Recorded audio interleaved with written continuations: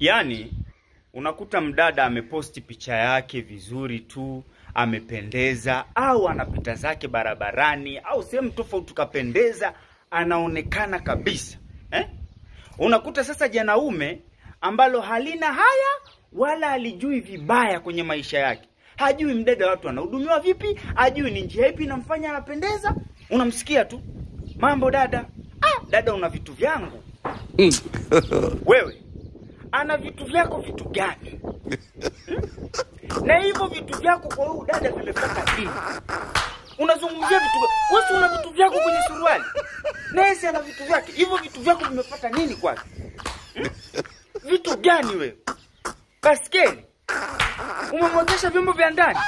Ana vitu vyako vipi? Au ukimwona tu mnapendeza pendeza, ana vitu vyako. Vitu gani? Vitu hiyo. Vitu hiyo. Which?